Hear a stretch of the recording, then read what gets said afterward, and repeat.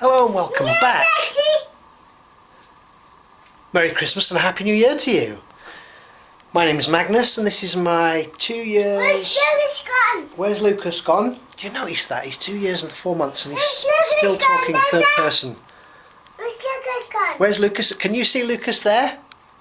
No, but you can probably see him there. He runs the show. I'm a complete service to him. Now, I want to ask you a question. How many of you people listen to this recording have an amazing, a fantastic, a superb relationship with your respective other, whether that be your wife, your husband, your partner? Excuse me, my love. Girlfriend, boyfriend, etc. Because if you don't, guess what? Here's a new moment. I mean, just right off the bat, if you stopped right now and took a deep breath, picked up a pen and paper and wrote down 10 or more things that you were grateful for about that individual, I bet you could do more than 10 actually, but let's just suppose 10. Now, many of us, and again, please don't buy into any of my stuff. What I want you to do is your own homework, your own due diligence, and find out if there's some truth in this. We're robots. We're acting out those conditions, those programs, those indoctrinations that have been presented to us through our environment by our parents, our peers, our pedagogical figureheads, and so on.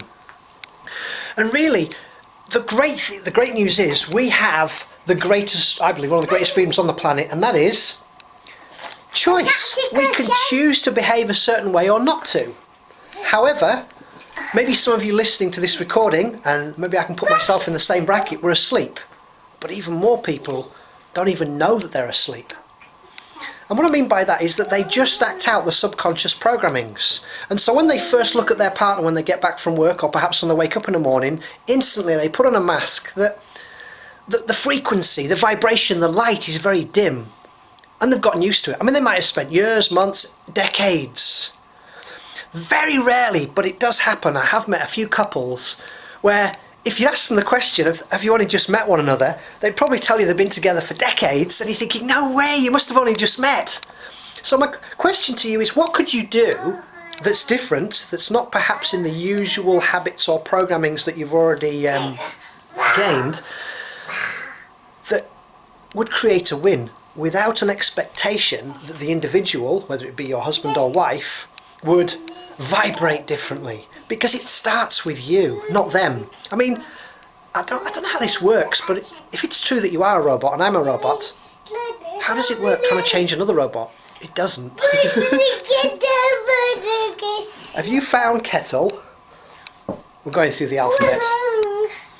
So, the invite is for you to do something different. Well, I mean, imagine your partner, when she came back home, the lights were dim, you'd lit some candles, you prepared a meal, without the mother of all screw-ups having an expectation that she will, or he will, put down their guns, so to speak, metaphorically speaking, relax, connect with you, and share what comes up in the moment. But something new. There's one good friend of mine whose wife comes home and downloads everything that she gained from the NHS, and it's all negative, and it's like, well, it wasn't enjoyable the first time round, and you're playing it the second. But where in you or where in my life do we do that? And the reason that I do these recordings, as you know, I teach that which I'm required to learn. That's why I teach it. And what I found is that even though my wife and I have been together 5 years, or maybe more than that, you might have heard the saying, familiarity breeds contempt. I'm just aware sometimes my behaviour with her, I'm thinking, if I was on my first date with my wife, she would have gotten rid of me a long time ago. But we've got into this rut. So what can I do which is different without an expectation that will inspire her, not motivate. Motivation is an ego thing. I'm not saying ego is bad, by the way, but inspire through myself her to be at a different frequency, a different vibration, a different light, so she can show her ultimate love light to me. Rather than me thinking or even just telling her, that's the masculine side, telling her, I want you to behave this way. How's that working for me? Usually it doesn't. I mean, if you're going to label me, say, as an international coach, me coaching my wife, how's that working? It just doesn't. By the way, I don't coach anyone, I coach me. So, changing your frequency rather than just operating on that same programming that you have gained or I have gained from our environment, from our social mirror.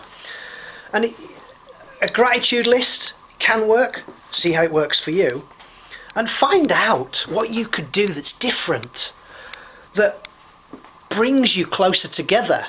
Because I know we've heard the saying that the grass is greener on the other side, and perhaps it may well be, but there are always consequences to our actions. Whether we do or don't do something, there's a consequence. And if it's true there's 3 smart choices, or I should say smart, there are 3 choices you can make. The first one is the optimal choice. That means everybody wins. The second is the suboptimal, which means that you may win, somebody loses, or perhaps you lose and they win. Not a genius one, that one. And of course the worst thing is to do nothing or nothing. So what could you do which will feel good for you, because obviously it is about you, and inspire your partner, your respective other, to shine their love light, change their frequency and connect? I mean, can you remember what it was like when you first met your wife or your husband? I mean, before, going through those motions. It's not about going back in the past, if there is such a thing. It's a case of in the now. What could you do instead of just acting out those same old programs? I mean, if it's true, up to 99% of our day is controlled by the subconscious. And I also heard that, up to 90% could be negative. That's not cool. So what could you do? What could I do? It'll make you feel good. Maybe you just phone her up and say, we're going out tonight, 7 o'clock, just dress smart. And of course, that's the surprise element. Where are we going? What we're going to do? And that's all without the expectation that she's going to, or he's going to enjoy themselves. Play with the energies, the masculine and feminine energies, and see how they lead you.